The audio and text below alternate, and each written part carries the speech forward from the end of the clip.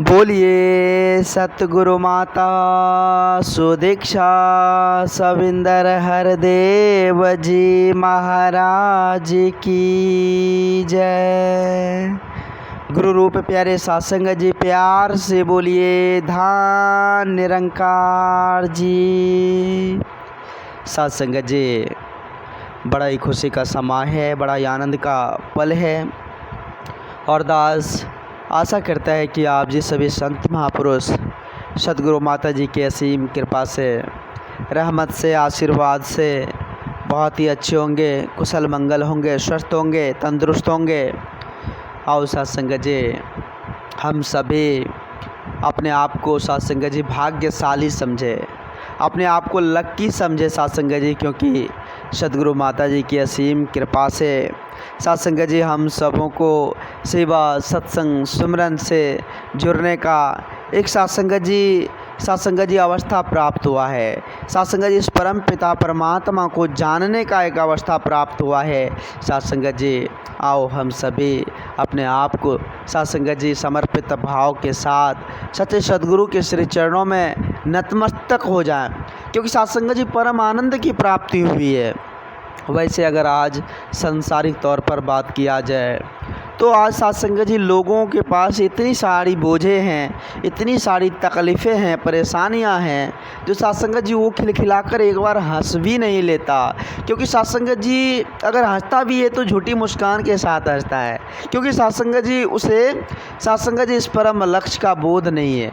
वो सत्संग जी जानता नहीं इसको, वो सब कुछ समझता है कि हम ही कर रहे हैं, हमारी बदौलता भाव बनकर सत्संग जी जीवन को जीता है और सारी टेंशन सारी बोझें लेकर सत्संग जी जीवन को जीता है। आज हम सभी अपने आप को लक्की इसलिए समझ रहे हैं क्योंकि सत्संग जी इन अवस्था से हम मुक्त हो गए हैं। सत्संग जी समय के रहबर सतगुरु माता जी की असीम कृपा हुई है, जो सत्संग जी करता भाव ही मिटा दिए हैं। सत्संग जी जो मन सत्संग जी स्वामी बना बैठा था, जो मन सत्संग जी अपने आप को कहता था कि ये मेरे बदौलत ही हो रहा है, वो मन सत्संग जी सेवक होने का उस मन में एहसास होने लगा माता जी की कृपा से। आओ सत्संग जी हम विचार करें। आज सत्संग जी निरंकारी मिशन, सत्संग जी उसका मतलब ही होता है ब्रह्म ज्ञान। निरंकारी मिशन का मतलब है ब्रह्म ज्ञान। आओ सत्संग जी हम समझने की कोशिश करें।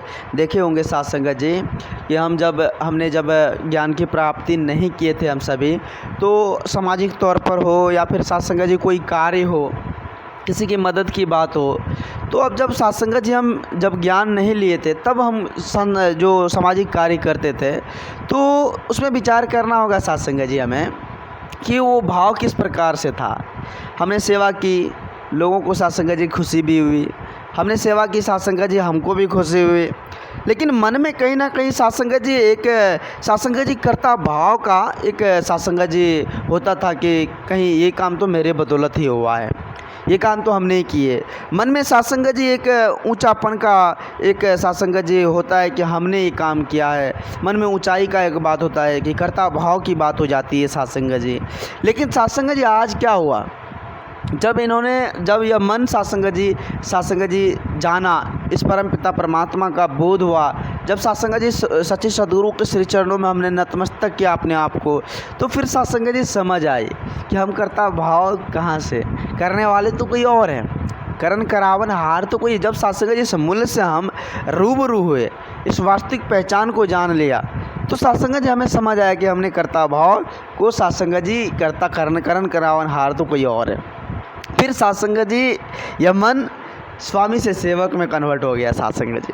तो ये रहमत, ये सत्संग जी माता जी की असीम कृपा है। आओ सत्संग जी हम समझने की कोशिश करें। संत महापुरुष सदा इस तरह धाम पर आकर समझाते हैं। समय समय पर संत महापुरुष सत्संग जी हमें एहसास दिलाते हैं कि ये जो समय है, अमूलक समय, ये इंसानी जन्म बहुत ही कीमती है, ये बहुत ही कीमती है। और सत्संग जी संत महापुरुष समय समय पर हमें समझाया कि हम इंसान हैं, हमें इंसानी जन्म कितनी कीमती है, इसकी सत्संग जी इसका जो सत्संग जी अर्थ होता है उसको समझनी है कि वाकई में क्या हमारा जन्म किस काम के लिए हुआ है, कौन सा ऐसा वर्क है जिसको करने के लिए हमारा जन्म हुआ है।